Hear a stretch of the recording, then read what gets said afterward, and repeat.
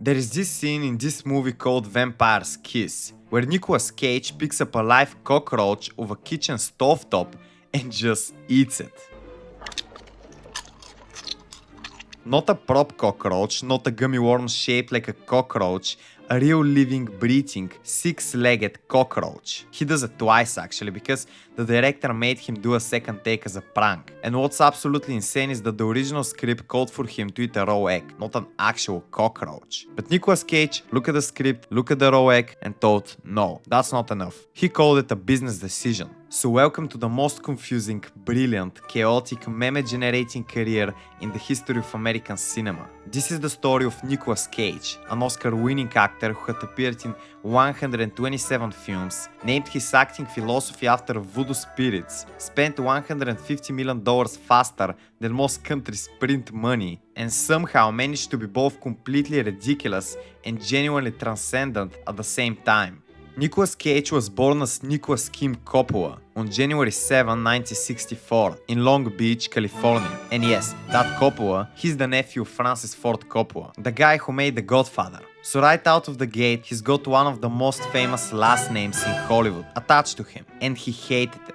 Not because he wasn't proud of his family, but because every time he walked into an audition, people assumed he got on there through nepotism, which honestly, it really sucks. So at around 70 years old, he changed his name. He picked Cage as a tribute to two very specific inspirations: Luke Cage, the Marvel Comics superhero, and John Cage, the avant-garde composer famous for a piece called 4 minutes and 33 seconds, which is literally just 4 minutes and 33 seconds of silence.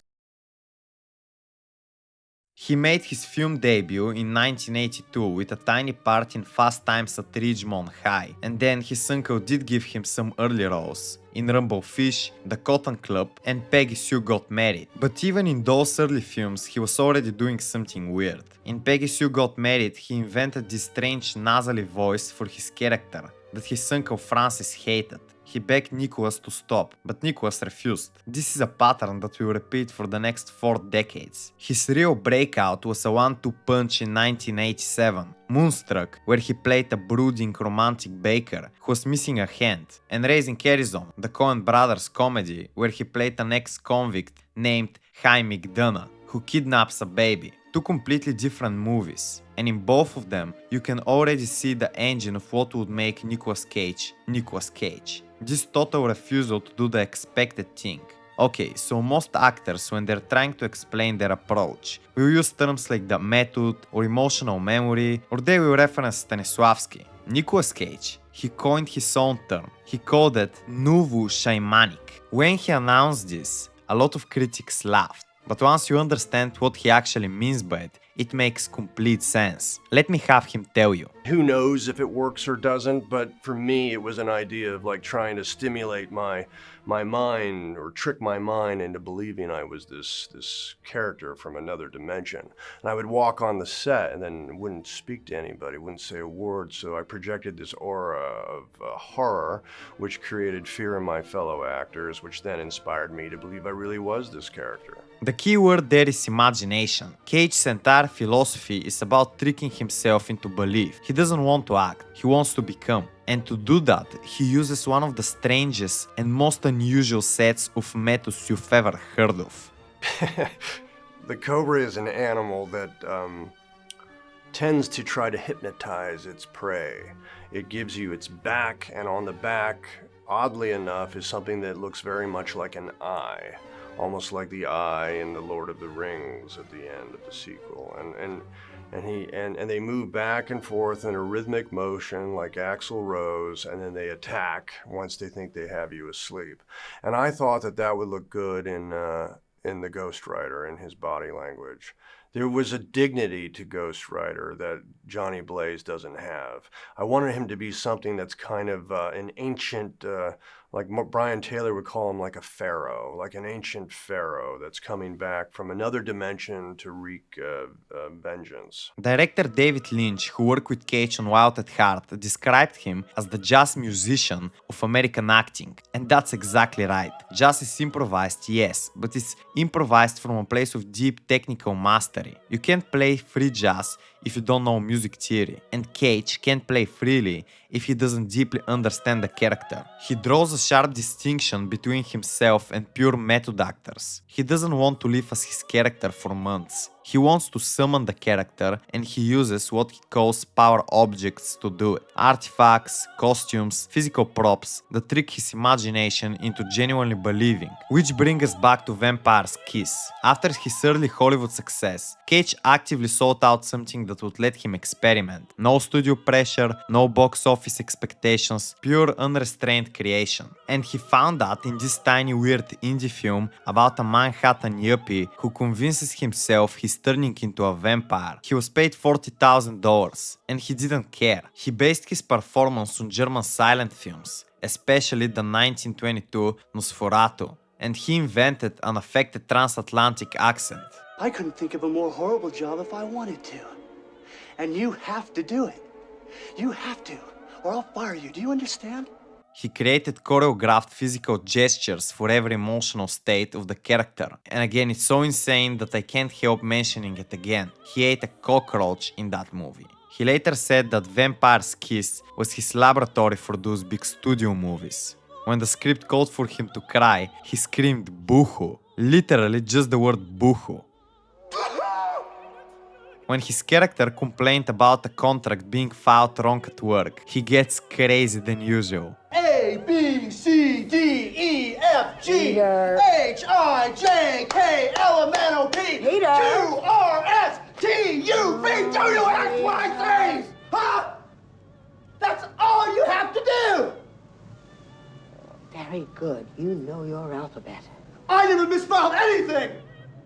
Not once, not one time! I'm sure that you didn't.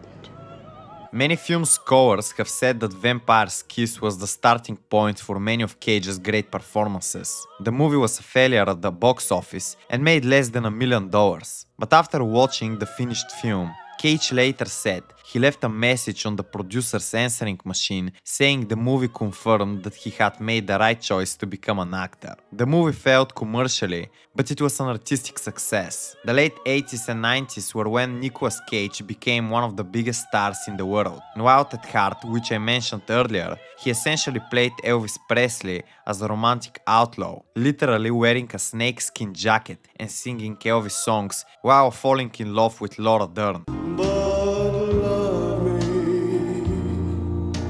The film won the Palme d'Or at Cannes. Critics don't really understand it, but Cage loved it. Then, in 1993, he made a movie called Deadfall, which is so bad that even he admits it's bad. And that same year, he made Red Rock West. This movie was smart, fast, and really exciting. He followed that with Guarding Tess, a gentle comedy with Charlie MacLaine, then another one, It Could Happen to You, a sweet romantic film. And finally, one of his most famous movies, Leaving Las Vegas. He even won an Oscar for it. I know it's not hip to say it, but I just love acting, and I hope that there will be more encouragement for alternative movies where we can experiment and fast forward into the future of acting. For Leaving Las Vegas, Mike Figgis, the director, cast Nicolas Cage as Ben Sanderson, a Hollywood screenwriter who has decided to drink himself to death in Las Vegas. Not get sober, not hit rock bottom and recover, just die, slowly, by choice. To prepare, Cage brought in an actual alcoholic, an actor and poet named Tony Dingman, to live in his trailer on set. He filmed Dingman in his drunk states and studied the footage obsessively. He studied the specific physical details of severe alcoholism, the tremors in the hands, the inability to hold a glass steady, the social obliviousness, the particular way the body shuts down. He is said to have also filmed himself drunk at home to study his own behavior. The result was one of the most powerful performances in American film history. He also won the Golden Globe. He won the Screen Actors Guild Award. Critics who had spent years dismissing him as a weirdo were forced to accept the fact that this was one of the greatest actors alive. Then immediately after that, he made The Rock and Con Air. Back-to-back action blockbusters with explosions and one-liners. Everyone thought he would stick to serious roles, but he went the exact opposite direction. And the weird thing is, he was great in those too. especially in Con Air, where he played Cameron Poe, a jailbird with a southern accent, a mullet, and a weird attachment to a stuffed bunny. He visited Folsom State Prison to research the role, walked the yard surrounded by thousands of inmates. Of course, the movies didn't stop. Face Off, Snake Eyes, Bringing Out the Dead with Scorsese. This was a man at the absolute top of his game, making choices that nobody else in Hollywood was making. That's when the spending started.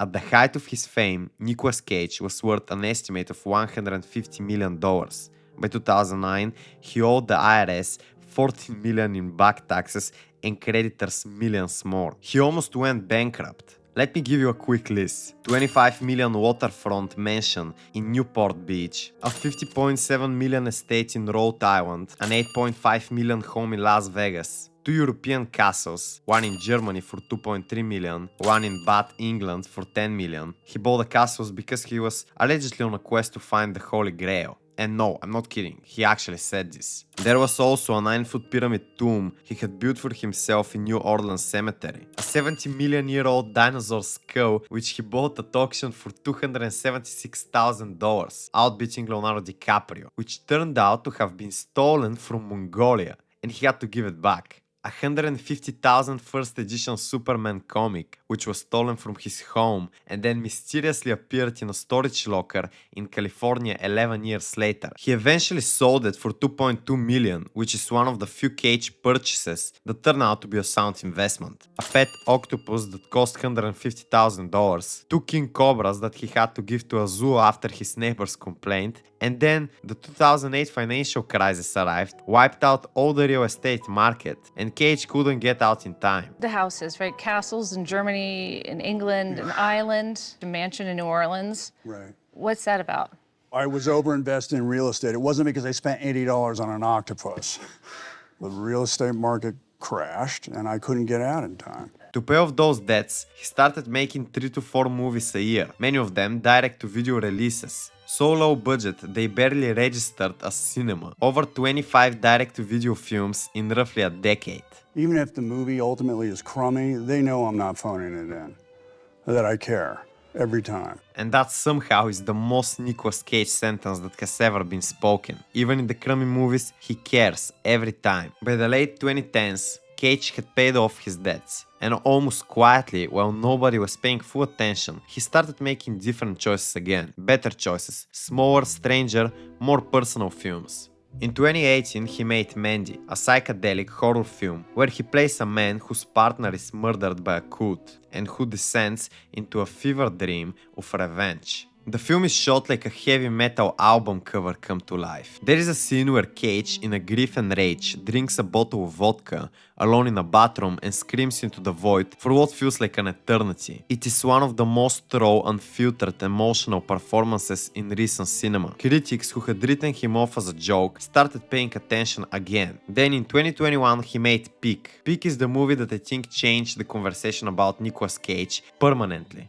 He plays a truffle hunter living alone in the Oregon wilderness. When his peak is stolen, it might sound like a revenge story, but really it's a quiet, powerful look at grief, honesty, and what it means to live a true life. Cage does almost nothing in it. No screaming, no explosions of physical energy. He's still, he's interior, he listens. In 2022, he made The Unbearable Weight of Massive Talent, where he played a fictionalized version of himself, a washed-up Nicolas Cage trying to pay his bills, who gets recruited by the CIA. It's a film that can only exist because Cage is willing to completely savage his own public image. He's on the joke, has always been on the joke, the memes, the chaos, the cockroaches. He knows exactly what he's doing.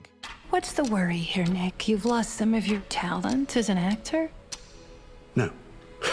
Ethan Hawke has said that Nicolas Cage is the first and only actor of the post-Brando era to truly put his own stamp on acting. He's not just a great actor, but a completely original one. While countless performances have tried to emulate Brando, nobody has been brave or strange enough to try to be Cage. And I think that's exactly right. What makes Cage so fascinating isn't any individual performance or any specific crazy thing he did on set. It's the totality, it's the fact that for over 40 years in big films and small films, in masterpieces and disasters, in Oscar bait and direct-to-video garbage, Nicolas Cage has never once taken the safe path. He has never given a performance designed to make people comfortable, or to protect his reputation, or to meet expectations. And that's what the nouveau shamanic thing is really about. Not a technique, not a method, a refusal to be a professional liar pretending to be someone else. Instead, an insistence on actually becoming something.